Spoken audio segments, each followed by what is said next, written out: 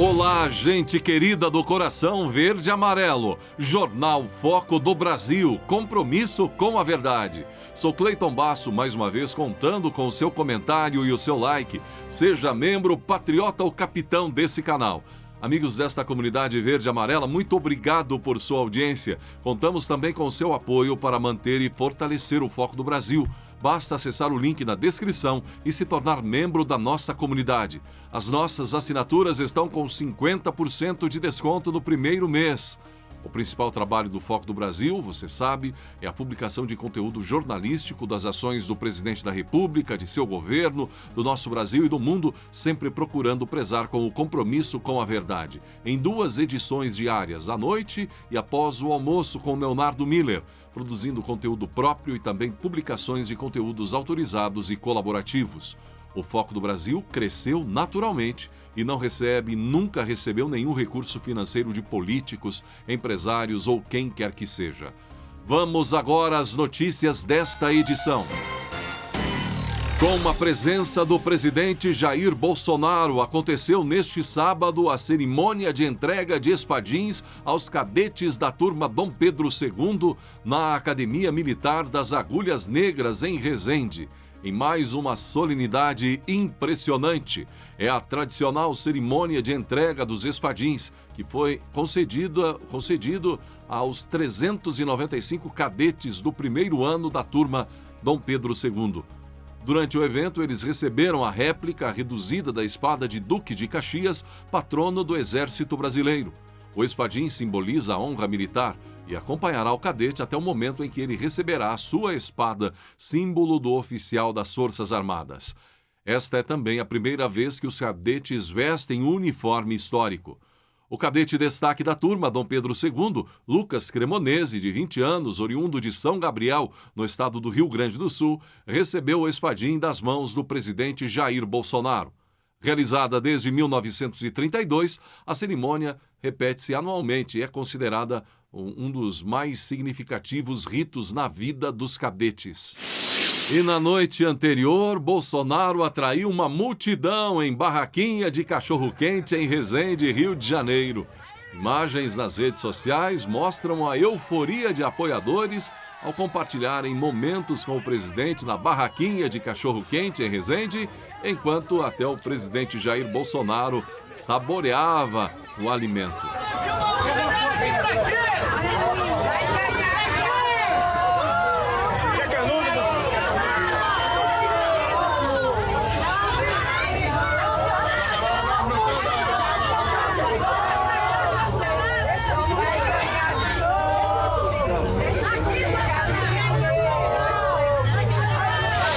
E neste sábado, outra multidão muito maior fez um evento grandioso. Motociata em Volta Redonda para recepcionar Bolsonaro no Rio de Janeiro. Apoiadores do presidente Bolsonaro participaram da concentração na Ilha Santa João, em Volta Redonda. Então eles seguiram pela Dutra em direção à Academia Militar das Agulhas Negras, AMAN, em Resende.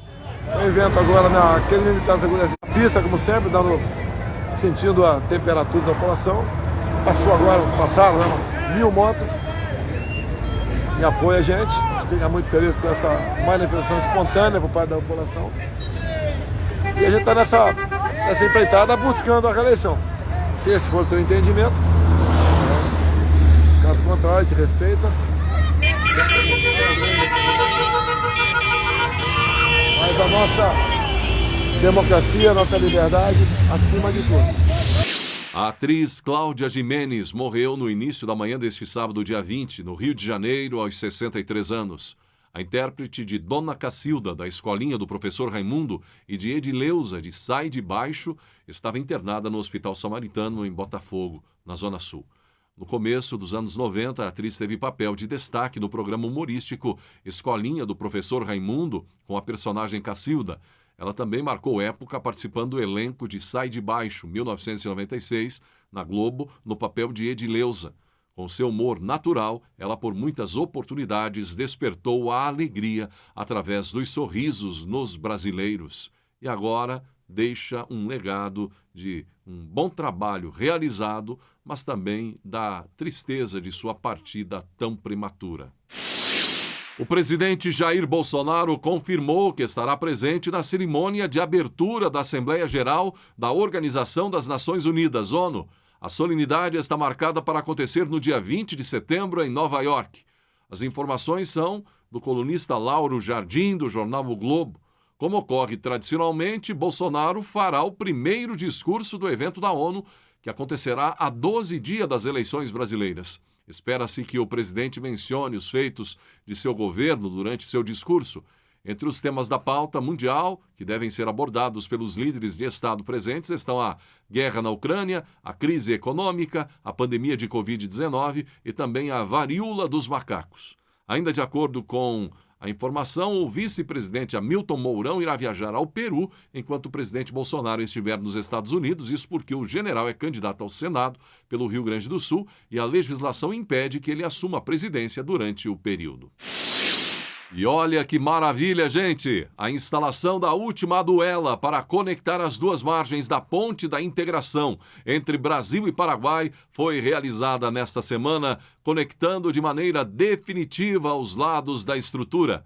A Ponte Internacional da Integração vai ligar Foz do Iguaçu à cidade paraguaia de Presidente Franco e pretende desafogar o tráfego da Ponte da Amizade. A obra é resultado de parceria entre o governo do estado, governo federal e Itaipu Binacional, com o Departamento de Estradas e Rodagem do Paraná, encarregado da execução, com recursos da Itaipu. A aduela complementa os 5,75 metros finais que faltavam da conexão. Essa última aduela, uma peça metálica da estrutura da ponte, levou 51 dias até ser concluída e ter todos os ensaios aprovados no canteiro brasileiro. A partir de agora será realizado o processo de concretagem. As demais aduelas instaladas no tabuleiro da ponte pesam em média 62 toneladas. Elas se conectam aos estais, o que mantém a estabilidade da obra. Passei há poucos dias na Ponte da Amizade e da própria Ponte da Amizade é possível avistar a fabulosa obra, belíssima obra no Rio Paraná, a Ponte da Integração. Então, parabéns a todos os que estão aí empenhados nessa obra, porque é uma obra maravilhosa, é uma bela de uma ponte brasileira unindo ao Paraguai. Uma obra magnífica, sem dúvida alguma, e o povo de Foz do Iguaçu, no Paraná, que me dê razão, que é ou não é uma bela de uma obra por aí. A primeira-dama Michele Bolsonaro vem ganhando cada vez mais protagonismo na campanha à reeleição do presidente Jair Bolsonaro. E é mais conhecida, bem mais conhecida, do que a socióloga Rosângela da Silva, a Janja, mulher do petista Lula. Inclusive, o que diz isso é uma informação que consta em pesquisa Genial Quest. Segundo o levantamento, Michele é muito mais conhecida dos brasileiros, sobretudo no segmento cristão. E por isso, gente, também aí, porque tanto a Michele, que está completamente ligada à questão evangélica, cristã no Brasil, a polêmica, não é? Envolvendo religião, igreja e tal. Bem, no seu primeiro comício em São Paulo, no Vale do Anhangabaú, região central da capital paulista, o petista Lula atacou os pastores que, segundo ele, estão fazendo da igreja palanque. E atacou forte. Lula disse: tem demônio sendo chamado de Deus e gente honesta sendo chamada de demônio. Em seguida, disse que, em um eventual novo governo seu, o Estado será laico. E disse mais: quando quero conversar com Deus, eu não preciso de padres ou de pastores, disse o petista Lula. A preocupação com a perseguição à igreja feita pelo ditador de esquerda da Nicarágua. O secretário-geral da ONU, Antônio Guterres, disse estar profundamente preocupado com a operação policial realizada em uma sede episcopal na Nicarágua e as recentes ações contra a Igreja Católica e organizações civis no país centro-americano, e exigiu que o regime do ditador Daniel Ortega solte todos os que foram detidos arbitrariamente. Por meio de um porta-voz, Guterres reiterou o apelo ao governo Ortega para que garanta a proteção dos direitos humanos de todos os cidadãos, particularmente os direitos universais de reunião pacífica, liberdade de associação, pensamento, consciência e religião. O secretário-geral está profundamente preocupado com a grave obstrução do espaço democrático e cívico na Nicarágua e com as recentes ações contra organizações da sociedade civil, incluindo as da Igreja Católica, disse o porta-voz em entrevista coletiva. Policiais forçaram a entrada na sede episcopal e prenderam o bispo Rolando Álvares, crítico do governo Ortega, e 7 de seus colaboradores. Álvares, de 55 anos, é acusado pela Polícia Nacional de tentar organizar grupos violentos, alegadamente com o objetivo de desestabilizar o Estado nicaragüense e atacar as autoridades constitucionais, embora nenhuma evidência tenha sido apresentada até o momento. É até fato parecido com o que já vimos há pouco tempo aqui no Brasil, não em relação ao governo, mas em relação a outras autoridades aí, não é? Com gente presa. Pois é. A prisão de Álvares é o mais recente capítulo de uma história de repressão contra líderes católicos nicaragüenses por parte da ditadura sandinista. Até agora, neste ano, o governo expulsou do país o núncio apostólico, prendeu 3 padres, fechou 8 emissoras de rádio católicas e retirou 3 canais católicos da programação da televisão por assinatura. Além disso, invadiu uma paróquia e expulsou 16 freiras missionárias da Ordem Madre Teresa de Calcutá. Que absurdo! Tempos difíceis, não só na Nicarágua, mas em outros países do mundo onde a comunidade cristã está sendo perseguida. O entorno de Tarcísio Gomes de Freitas está animado e aposta no capital político do presidente Jair Bolsonaro em São Paulo para ganhar a eleição. Nos cálculos de um coordenador da campanha de Tarcísio, quando ficar claro para o eleitor quem é o candidato de Bolsonaro no estado, o ex-ministro deve chegar a um patamar de preferência que garanta sua presença no segundo turno. Na avaliação de uma liderança do PSD, que indicou o vice na chapa, o potencial de adesão à candidatura de Tarcísio é muito grande. O raciocínio é endossado publicamente pelo próprio Tarcísio. Não dá para escolher adversário. A gente vai apresentar primeiro para o eleitorado paulista quem é o Tarcísio, o que a gente fez ao longo desse tempo, o que nós entregamos, o nosso diferencial, que é a capacidade de realização, de tirar projetos do papel e transformá-los em realidade. Eu acredito que a eleição de São Paulo vai espelhar, em alguma medida, a eleição nacional. Acredito que teremos um candidato do PT e um outro anti-PT. Esse candidato anti-PT sou eu, que represento aqui em São Paulo o presidente Bolsonaro. Assim, o meu adversário vai ser o Fernando Haddad, disse o ex-ministro. E os problemas da Globo rumo à renovação da concessão não param. As dificuldades enfrentadas pelo grupo podem atrapalhar um momento decisivo para a renovação da concessão pública de transmissão agora em outubro.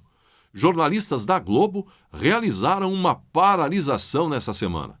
Jornalistas da Globo no Rio de Janeiro, São Paulo e Brasília cruzaram os braços na tarde desta última sexta-feira, dia 19, para protestar por melhores salários. A movimentação foi parar em grupos de WhatsApp. A principal reclamação é que a emissora oferece um aumento bem abaixo da reposição da inflação do período. O movimento também contou que outros veículos de comunicação, como disse o portal Notícias da TV, já concederam o aumento, mas a Globo ainda não. Com o apoio dos sindicatos de jornalistas das capitais, as manifestações foram feitas em frente às sedes da empresa. A adesão foi considerada alta. Além da TV Globo, funcionários da Globo News também participaram da paralisação. Os jornalistas estão pedindo um aumento que apenas reponha o crescimento da inflação na casa dos 10,75%. Outras empresas de televisão, como a Record e o SBT, por exemplo, já fizeram a reposição nos últimos meses. A própria Globo adiantou parte do índice da inflação, mas em apenas 5,5%. O preço da gasolina segue baixando em todo o Brasil, tanto nas capitais quanto no interior. Por exemplo, o Jornal de Beltrão, da cidade paranaense de Francisco Beltrão, publicou agora que já é possível encontrar o litro do combustível sendo comercializado por menos de R$ 5,00 em alguns postos na cidade. O jornal destaca: a redução iniciou no começo de julho com a diminuição da alíquota de ICMS e nas últimas semanas é o preço de referência da Petrobras que vem caindo. Foram ao menos 3 recuos, que somam mais de 50 centavos no preço de venda para as distribuidoras. Com isso, o destaque da manchete do Jornal Paranaense é: já é possível encontrar gasolina por menos de R$5. E Lula fugiu da Jovem Pan. Será que é o espírito ali do Augusto Nunes, do Fiuza, quem mais? Trindade, quem mais que tem? O Constantino, outros, enfim, jornalistas que Lula poderia encontrar nos bastidores, dos corredores da Jovem Pan? O candidato à presidência da República pelo PT, Lula, recusou o convite da Jovem Pan News para participar de uma sabatina. A entrevista estava marcada para quarta-feira, dia 24 de agosto. A emissora convidou os candidatos mais bem colocados nas pesquisas de intenção de voto para debater suas propostas para o governo, e o sorteio das datas foi realizado na presença de representantes da campanha de cada partido. A Jovem Pan lamenta a decisão do candidato Luiz Inácio Lula da Silva, do PT, que optou por não participar da sabatina no Jornal da Manhã. Esta seria para ele, como será para os demais candidatos que virão, uma excelente oportunidade para defender suas ideias e esclarecer temas relevantes para os eleitores. O convite permanece válido, informou a direção de jornalismo da Jovem Pan. Entre os outros candidatos, o presidente Jair Bolsonaro confirmou a sua presença na entrevista no dia 29 de agosto. Mais alguns momentos do presidente Jair Bolsonaro neste sábado.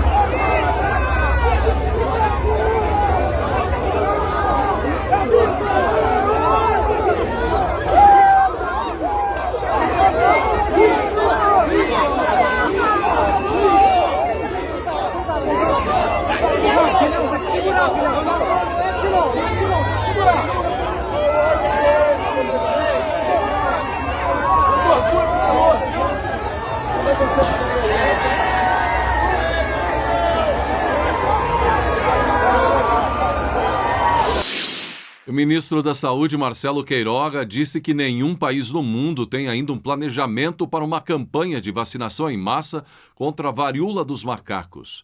Depois de participar na cidade mineira de Ouro Preto do dia D da campanha nacional de vacinação neste sábado, Queiroga lembrou que ainda não há vacinas suficientes para atender a demanda mundial. Apesar disso, ele lembrou que das 100 mil doses de imunizantes destinadas à América Latina pela Organização Pan-Americana de Saúde, 50 mil serão destinadas ao Brasil para imunizar profissionais que lidam com materiais contaminados de pessoas que necessitam fazer exames. Segundo o ministro, quando houver vacinas em maior quantidade, será possível saber a eficácia do imunizante. O ministro lembrou que, diferentemente da Covid-19, que era uma doença nova, a varíola dos macacos é uma doença que é endêmica na África desde 1976. Veja que já foram milhares de casos no mundo e não tem 10 óbitos fora da região onde a doença é endêmica. Aqui no Brasil, um óbito foi registrado no estado de Minas Gerais, que não necessariamente foi causado pela doença em si, mas pela situação de gravidade que o indivíduo tinha, destacou Queiroga. A marcha das eleições, a emoção aumentando, gente, em uma semana começando a propaganda, menos de uma semana já, começando a propaganda no rádio e na televisão. Dos dois principais candidatos, o petista Lula terá pouco mais de 3 minutos e o presidente Bolsonaro pouco mais de 2 minutos nos programas de rádio e televisão. E aí os demais candidatos que também têm a sua parcela. Na sexta, dia 26 de agosto, tem então o primeiro programa eleitoral das eleições 2022 no rádio e na televisão. É uma expectativa, porque, querendo ou não, o rádio e a televisão ainda tem uma franca cobertura e depois tem os reflexos disso nas redes sociais de cada participação. Então, a marcha das eleições ganha agora, no dia 26 de agosto, um impacto maior. Também nesta segunda temos a presença do presidente Jair Bolsonaro, segunda dia 22, agora, entrevista no Jornal Nacional da Globo. Como já falamos, uma imensa expectativa sobre o comportamento dos dois jornalistas, a Renata Vasconcelos e o William Bonner. Já foi épico, há 4 anos, e promete agora, com a presença não do candidato, mas do presidente Jair Bolsonaro, depois de todo o lé que ele deu em jornalistas, até da Globo News, Miriam Leitão, Bonner, Vasconcelos, enfim, há 4 anos nas eleições de 2018. E agora a expectativa não é diferente. No seu jeito franco e direto de dizer as coisas, isso pode deixar até o Bonner desnorteado, frente ao Jornal Nacional. Nesta segunda, dia 22, então, sabatina de William Bonner, Renata Vasconcelos, da Globo, Jornal Nacional, com o presidente Jair Bolsonaro participando diretamente dos estúdios da Globo. Bob Butler perdeu as pernas em 1965 na explosão de uma mina no Vietnã. Voltou para casa como herói. 20 anos depois, ele provou mais uma vez que o heroísmo vem do coração. Ele estava trabalhando em sua garagem, numa pequena cidade do Arizona, num dia quente de verão, quando ouviu gritos de mulher vindo de uma casa vizinha. Butler foi em direção aos gritos, empurrando sua cadeira de rodas, mas a vegetação densa não permitia que ele chegasse à porta dos fundos. O veterano de guerra saiu da cadeira e foi se arrastando pelo chão entre os arbustos. Tinha de conseguir, ele conta. Não importava o quanto doesse.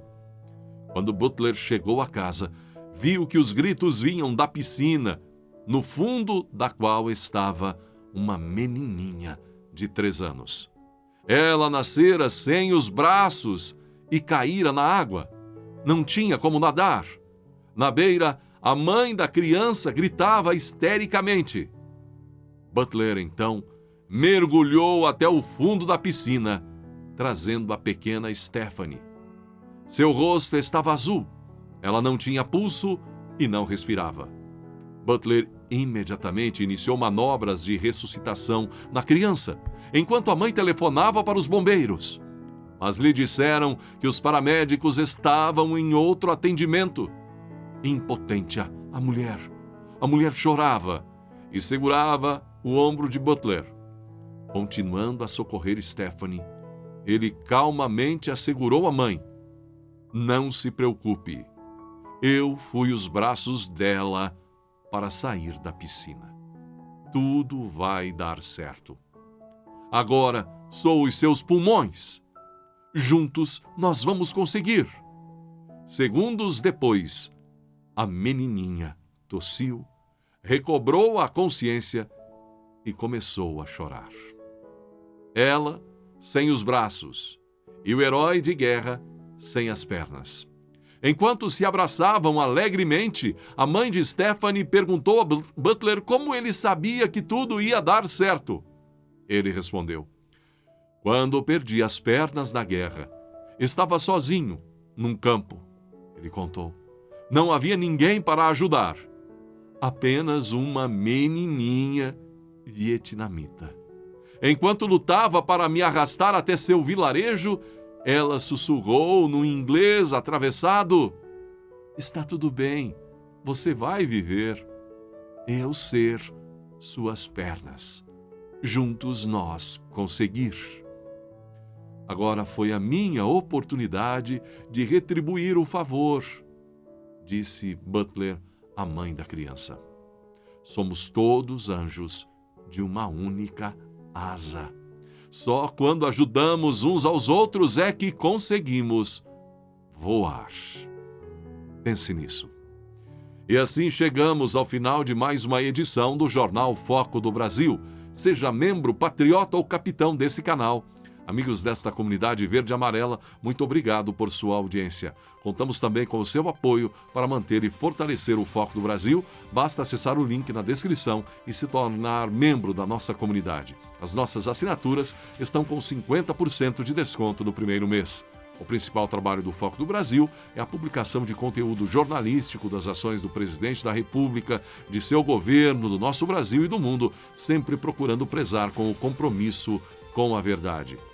E hoje, nossos agradecimentos especiais a Jeanette Cavalcante e a Francisco Sena, em Miami, Estados Unidos, inscritos aqui, membros do nosso canal. Venha também ser parte dessa comunidade verde e amarela. Gratidão pela sua atenção, um ótimo domingo e que Deus abençoe a você e a sua família.